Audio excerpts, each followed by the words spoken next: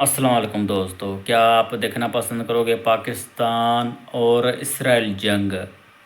ابھی تو اعلان کر دیا اسرائیل نے ایران کے ساتھ جنگ کرنے کا، اور ایران بھی پاکستان کے اور سعودی کے بلاک میں آ رہا ہے، مسلم بلاک میں۔ یہ تو اچھی بات ہے، مسلم بلاک بن رہا ہے۔ اور یہ ویڈیو پوری دیکھنا جس پہ ریئیکشن دینے جا رہا ہوں میں، اور لائک اور سبسکرائب ضرور کرنا۔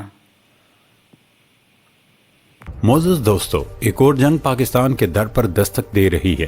بارود کی بو فضا میں پھیل چکی ہے۔ اسرائیلی وزیر اعظم نیتن یاہو نے ایران پر دوبارہ حملے کا اعلان کر کے خطے میں نئی آگ بھڑکا دی ہے۔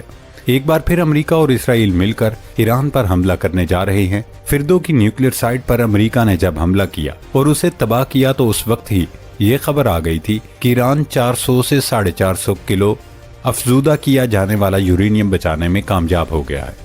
چند روز پہلے کھوجی ٹی وی کے ناظرین کو ہم نے بتایا تھا کہ سیٹلائٹ تصویروں سے پتہ چلا ہے کہ نتنز کے جوہری پلانٹ کے پاس ایران زیر زمین سٹرکچر تعمیر کر رہا ہے۔ خیر، اب اسرائیلی وزیر اعظم نیتن یاہو کے بیان نے پوری دنیا کے کان کھڑے کر دیے ہیں۔ انہوں نے دعویٰ کیا کہ اسرائیل جانتا ہے ایران نے افزودہ کیا گیا یورینیم کہاں چھپایا ہے۔ ایک طرح سے اسرائیل نے امریکی ناکامی کا اعتراف کر لیا ہے۔ نیتن یاہو نے کہا کہ ہمارے پاس ایران میں قریباً 400 کلو گرام افزودہ یورینیم کے ذخائر کی معلومات موجود ہیں اور ہم جانتے ہیں کہ یہ کہاں محفوظ کیا گیا ہے۔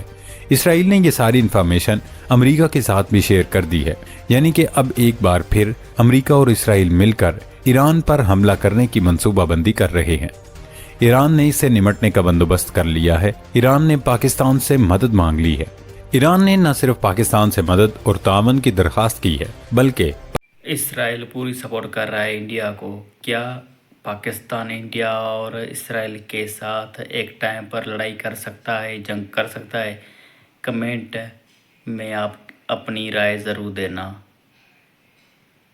پاکستان اور سعودی عرب کے درمیان ہونے والے دفاعی معاہدے میں شمولیت کی خواہش بھی ظاہر کر دی ہے۔ پاسداران انقلاب کی جانب سے یہ تجویز آئی ہے کہ ایران کو بھی پاکستان سعودی عرب ڈیفنس ڈیل میں شامل ہو جانا چاہیے۔ اب سوال یہ ہے کہ کیا اس معاہدے کا دائرہ کار ایران تک پھیل سکتا ہے؟ کیا پاکستان ایران کو اس معاہدے میں شامل کرنے کی پوزیشن میں ہے؟ کیا سعودی عرب کو ایران کی شمولیت پر کوئی اعتراض نہیں ہوگا؟ ان تمام سوالوں پر اس ویڈیو میں آگے چل کر تفصیلی ڈسکشن کریں گے۔ پہلے کچھ مزید ڈیولپمنٹس آپ کے ساتھ شیئر کرتے چلیں کہ پاکستان، سعودی عرب اور چین واریر 9 کے نام سے مشترکہ فوجی مشقیں کرنے جا رہے ہیں۔ ماضی میں یہ مشقیں صرف پاکستان اور چین کے درمیان ہوتی تھیں، لیکن اب سعودی عرب کی شمولیت ایک نئے علاقائی اتحاد کا اعلان ہے۔ ادھر وزیر اعظم شہباز شریف اور army chief field marshal Syed Asim Munir کے دورہ امریکہ سے متعلق ابھی تک قیاس آرائیاں اور ٹامکٹوئیوں کا سلسلہ جاری ہے۔ کچھ لوگوں کی جانب سے تواتر کے ساتھ سوالات اٹھائے جا رہے تھے کہ آخر امریکہ میں پاکستانی وزیر اعظم اور پاکستانی حکام کو اتنا پروٹوکول کیوں دیا جا رہا ہے؟ امریکہ پاکستان سے آخر کیا چاہتا ہے؟ لیکن اب بلی تھیلے سے باہر آ گئی ہے۔ امریکہ نے پاکستان سے جو فرمائش کی تھی، پاکستان نے اسے ماننے سے صاف انکار کرتے ہوئے امریکہ کو واضح اور دو ٹوک الفاظ میں ایبسولوٹلی ناٹ کہہ دیا ہے۔ امریکی صدر ٹرمپ نے پاکستان سے کیا فرمائش کی تھی، اس پر اس ویڈیو میں آگے چل کر تفصیل سے بات کریں گے۔ معزز دوستو، امریکہ نے ایران اسرائیل جنگ کے دوران جب ایران پر حملہ کیا تھا تو خود صدر ٹرمپ نے دعویٰ کیا تھا کہ انہوں نے فردو کی نیوکلیئر سائٹ کو مکمل تباہ کر دیا ہے، جس کے بعد ایران کی ایٹم بم بنانے کی صلاحیت ختم ہو گئی ہے۔ لیکن اب چند ماہ بعد امریکہ کے اتحادی نمبر 1 یعنی نیتن یاہو نے تسلیم کر لیا ہے کہ ایران اپنا افزودہ کیا گیا یورینیم بچانے میں کامیاب ہو گیا تھا۔ نیتن یاہو نے امریکی چینل فاکس نیوز کو دیے گئے انٹرویو میں کہا کہ ہم جانتے ہیں ایران نے اپنا افزودہ کیا گیا یورینیم کہاں چھپایا ہے۔ ہمیں اس مقام سے متعلق مکمل اور واضح معلومات ہیں۔ ان کا کہنا ہے کہ تل ابیب نے یہ انٹیلیجنس معلومات واشنگٹن کے ساتھ بھی شیئر کی ہیں۔